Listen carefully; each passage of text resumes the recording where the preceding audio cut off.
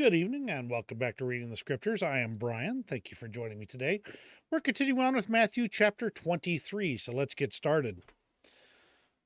Matthew 23. Jesus pronounces woes upon the scribes and Pharisees. They'll be held responsible for killing the prophets.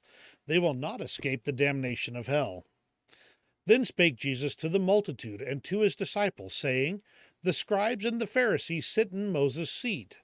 All therefore whatsoever they bid you observe, that observe and do, but do not ye after their works.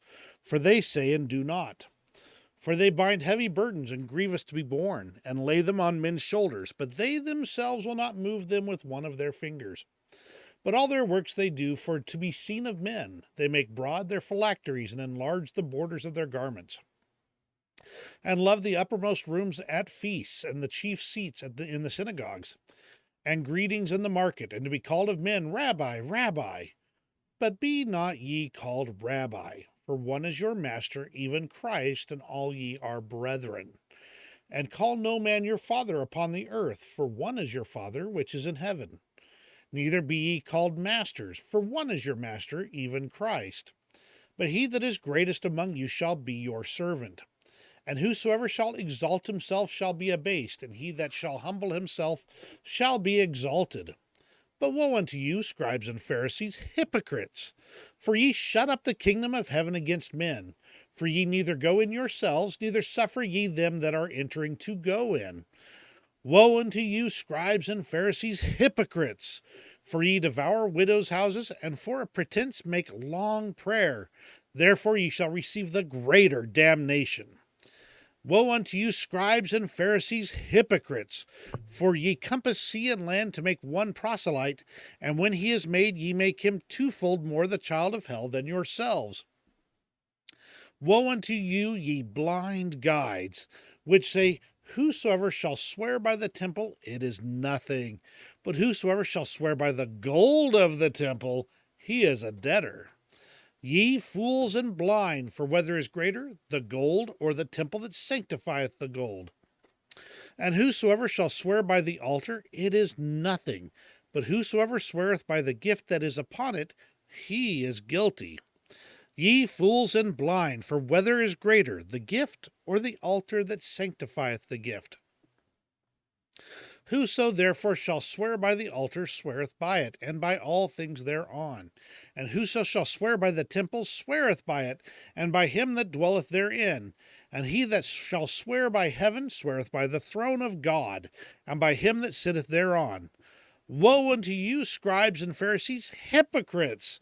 For ye pay tithe of mint and anise and cumin, and have omitted the weightier matters of the law, judgment, mercy, and faith. These ought ye to have done, and not to leave the other undone. Ye blind guides, which strain at a gnat and swallow a camel. Woe unto you, scribes and Pharisees, hypocrites! For ye make clean the outside of the cup and of the platter, but within they are full of extortion and excess. Thou blind Pharisee, cleanse first that which is within the cup and platter, that the outside of them may be clean also.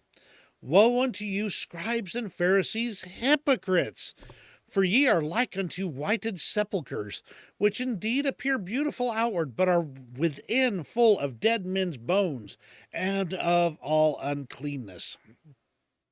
Even so ye also outwardly appear righteous unto men, but within ye are full of hypocrisy and iniquity. Woe unto you, scribes and Pharisees, hypocrites! Because ye build the tombs of the prophets and garnish the sepulchres of the righteous, and say, If we had been in the days of our fathers, we would not have been partakers with them in the blood of the prophets. Wherefore ye be witnesses unto yourselves that ye are the children of them which killed the prophets. Fill ye up then the measure of your fathers. Ye serpents, ye generation of vipers, how can ye escape the damnation of hell?